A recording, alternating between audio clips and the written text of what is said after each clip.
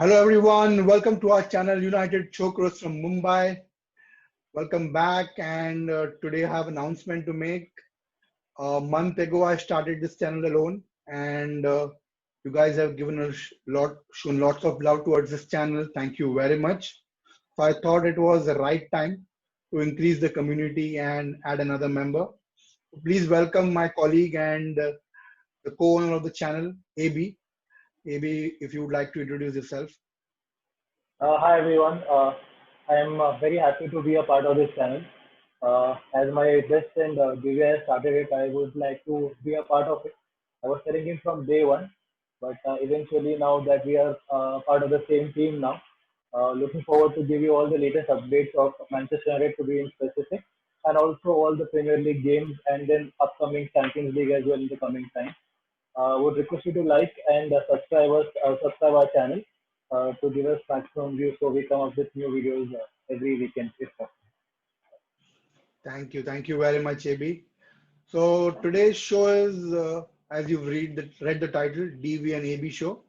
It is a pre-match analysis, uh, hype leading to this game. Of course, it's the first game of the season. The season started last week, but for Manchester United fans, it's all about today. The first game against Crystal Palace. We're playing home at Old Trafford. So I'm going to talk about that, and also I'm going to talk about Ole Gunnar Solskjaer's press conference yesterday, and a bit about our signings and everything. So, like Abhishek said, please make sure to like our video and subscribe to our channel. So, without any further delay, I'll begin this video. Now, as you all know, today at 10 o'clock India local time, the game starts at Old Trafford. There are a lot of things that have happened during this break. So, first of all, AB, I would like to know, do you think Manchester United are ready to go in at the start of the season? Of course, you must have read about the off-field controversies happening to Harry Maguire and Greenwood, and the signings that we required haven't that happened, with the exception of Donny van der Beek. So, do you think we are ready to go in today's match with a bang? Well, we have to. We don't have an option as of now. To be very frank enough, yes, we did waste a lot of time in this transfer season. It was pathetic, to be very frank enough. We needed a centre back, which was a major lack. We just missed that opportunity. We still have the Correct. opportunity till October 5th. But start of the season, had that player been here on the first game itself, it would have been a major difference. Now, Absolutely. keeping this point aside, that we are ready or not, we have to go with this game itself. Especially looking with our past experiences in the previous season, we are losing points against all small teams. So Correct. grabbing points with such small teams will basically be more beneficial for us towards the end of the season. Uh, Yes, yes. It matters a there lot. would be some, yeah, exactly, because there will be some lapses when you come against big games like Man City, Liverpool, Arsenal, even with the likes of Chelsea and Everton this season. We can't completely depend that we'll win easily with them. They have a brilliant team this season. Exactly. So small, we have to make sure that we get all the points in this season with all the small clubs. We should be ready. I would say we did waste a lot of time with Sancho transfer, Yeah. which is still a big controversy. Had he been there, it would have been great to see an attacking game from the game one. Amazing. Yes, yes. Of But course. nevertheless, we need to start and we need to start strong today. Correct, absolutely right. And I think we can carry the momentum we had last season. We are unbeaten since the end of the January in the Premier League. So we haven't lost a game. I think that momentum we should carry, and almost all our players are back except for Twanzebe and Phil Jones. So these are the two players who will be missing. Otherwise, our starting best 11 is up to the mark. Now, I'm sure you must have seen Ole Gunnar Solskjaer's press conference yesterday. There's a couple of good things that I liked about the interview. There was a buzz around social media where Manchester United claim that fans are creating negativity by demanding transfers. Now, I know that's absolutely wrong because fans are whom you define the club. But if you if the media person had asked Solskjaer and any other manager, in fact, they would have come out and supported the board, said we need to be patient with the signings, and it will happen over a period of time. But Ole was very brave. He said, "We appreciate fans' view. The fans are passionate. They always want to watch the best team." What do you think? I mean, was Ole Gunnar Solskjaer's answer up to the point? Is he with the fans? Is he indirectly hinting that transfers and players need to transfers need to happen and players need to be bought in? Well, see, a big point here is ultimately even he's a Man United fan. He's a Man United player, so he wants to be with the fans because when you are a fan of Manchester United, such a big club, you expect all big players to play with your team, and that is something which is not happening this season. That is what we can see as of now. Solskjaer knows that if you don't get a decent signing, there could be a possibility that I'm not saying the fan following would go less, but there would be a slight, uh, you can say maybe a rift between the fans and the team. So that is Right. possible to happen, and he knows it. Maybe we are here in India, we don't feel that much, but the ones who are there, they can see it day in and day out. The hatred that the fans, and if you see any Manchester United fan, all are frustrated. They need a signing and they need it anyhow. And Sancho, guys, United board, please sign him. If not, it's gonna be a very tough time for you because all the fans are anyways very very angry regarding. Yes, it's of course it's incompetency of the board because if you see our past dealings as well, Bruno Fernandes took a month to to be signed. You Manchester United started showing interest in 4th of January, but we ended up signing in on 30th of January. Why would you waste time when you know you want to sign a player? Now I understand that they want to negotiate and get a bargain deal, but at the end of the day, they paid the same amount what Sporting was asking from day one. And with Absolutely. Sancho as well, Dortmund are demanding 109 million. They are sticking to the price. If you want to buy it, well, go ahead and buy him. And if not, if you can't afford him, we understand.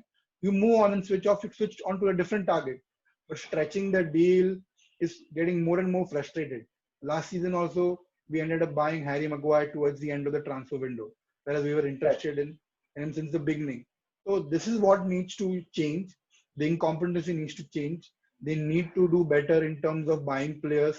You look at Chelsea and Arsenal, even Spurs doing signings.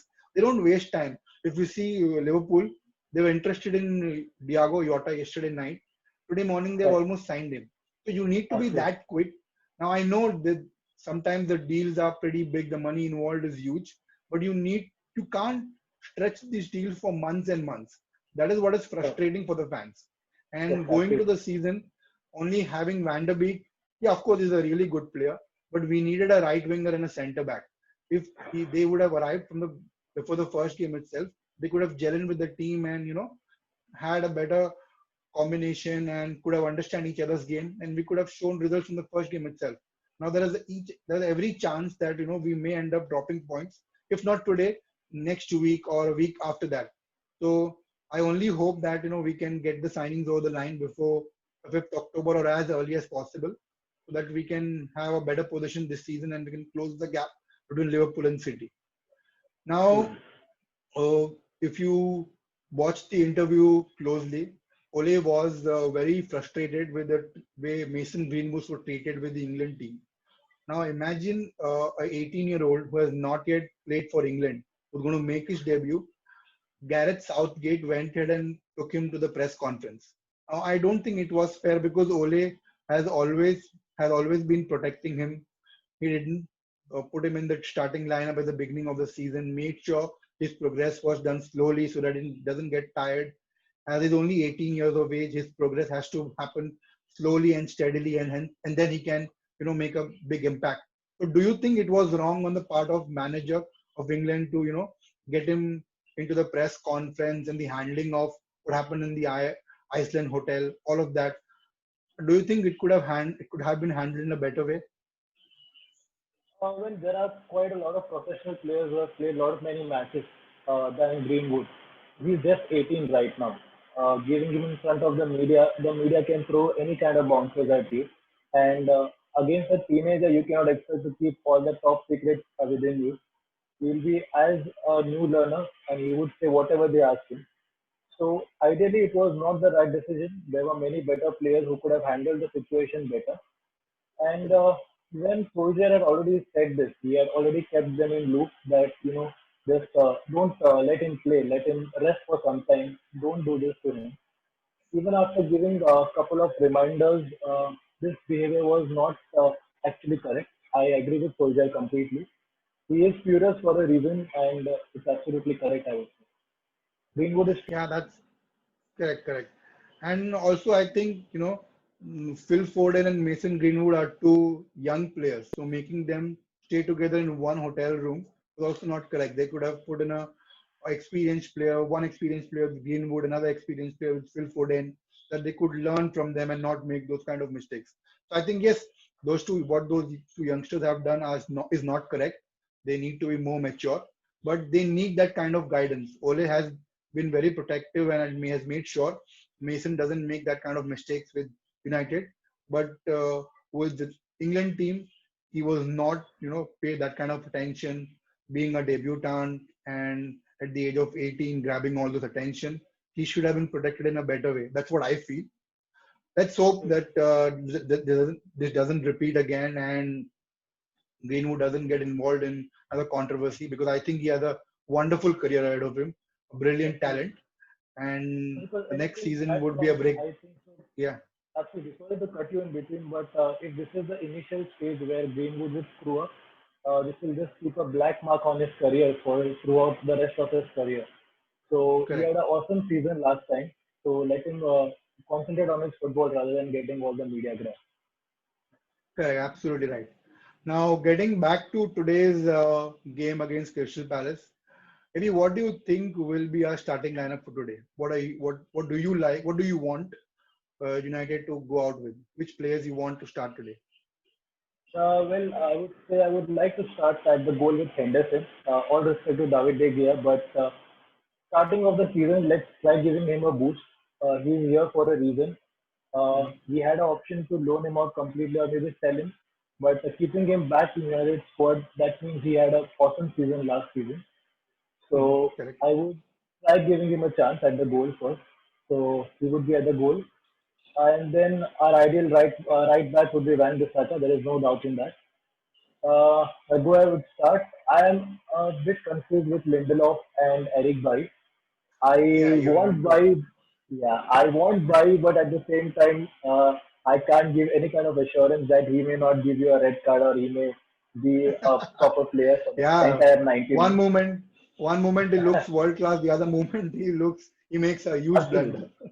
Yeah, he will win a one-on-one tackle, but the very next minute he will go with such a rash one that he can end up either Correct. getting a yellow or a red direct dashes.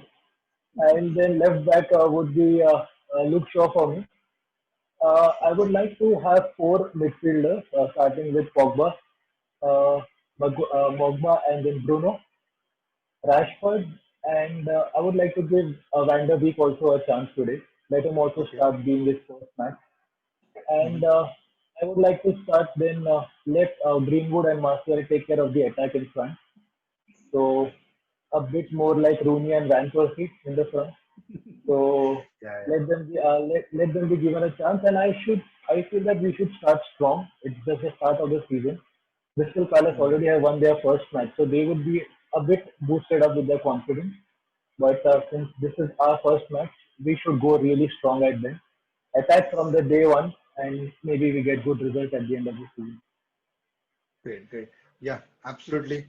For me, What it about is you, Dave? always What would be the formation for you and the players for you? I would go in with David De as a goalkeeper. I think with the performance in the international games for Spain, he is our number one goalkeeper. Yes, he has made some errors, but I think we should stick it with him at the beginning of the season. If he continues doing those errors, we have always have Henderson as a backup. But I think first game we should go with De Gea, and then Van Bissaka as a right back, Lindelof and Maguire for me would be the centre backs. I know Lindelof isn't world class, but I think he has an edge over Bai. He's more reliable than Eric Bai. And Harry Maguire, of course, the second centre back. And Luke Shaw, of course, the left back, my favorite player. And in the midfield, I would go with Matic, Van der Beek, and Bruno Fernandes, because I think Pogba would not be, match fit or that sharp because he has trained less compared to the other players. He's had the coronavirus and he's taken his time to recover and come back. He was in quarantine for a while. So I think he would not be sharp and match fit for this game. So I think we should bring him in a substitute. And Rashford and Greenwood on the wings, right and left wing, and Marshall as a lone striker. So that would be my formation. I think that would be a match-winning one. Let's see who wins. Either it's you or it's me. But end of the day, we win as United, so that's absolutely fine. Yes, yes. And what are your predictions? What do you think will be the scoreline today? I'll go with 2-0. First goal for Bruno and then the second one for Martial. I want Rashford to score, but Yeah, yeah, he's out Martial of has form. done absolutely great in this international Amazing. season. Super, So super. I think so. And He's already in touch. But if you have to go with one of them, Martial or Rashford, I would still go with Rashford. Let him get a goal and maybe then start the season because Martial anyway plays on full confidence, so he knows that maybe if not this game, he'll score the next game.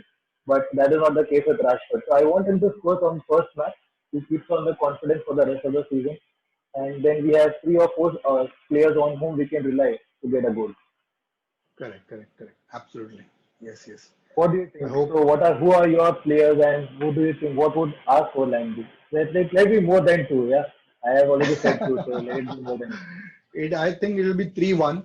I think Bruno will score, Martial will score. I'm going for Van de Beek.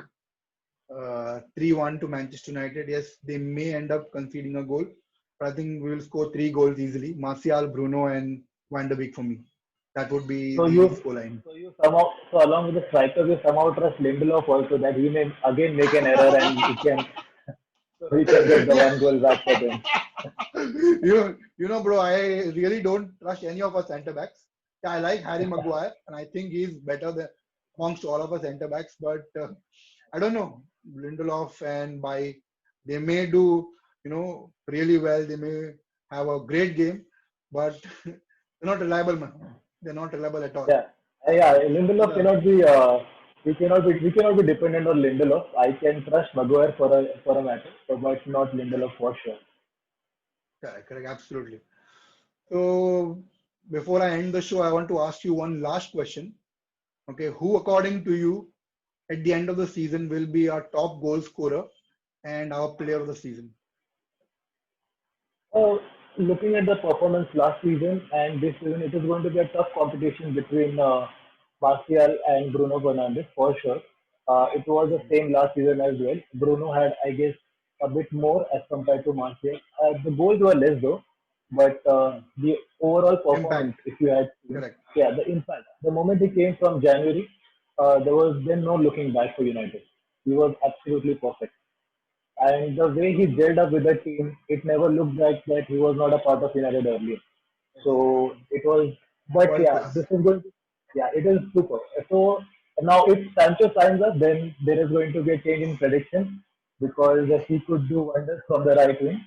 But yeah, these two, for me, Marcel and Bruno will be the top contenders. I want Rashford also to be a part of it. I really like how he has developed as a player and I really want him to be on the score sheet very badly. Yeah, So, but even ideally, I if agree. you see end of the season, it's going to be Rashford and Bruno for me. It's a good competition between them. What do you think? I think our top goal scorer will easily be Martial. He's been amongst the goals. He scored 23 goals last season, 17 in Premier Leagues and 6 in other competitions. So I think he'll easily be our top scorer. Player of the season. Now, I actually think it should be Luke. It will be Luke Shaw, but he's not completed one full season from the time he's come here. So that is one. That is a huge doubt.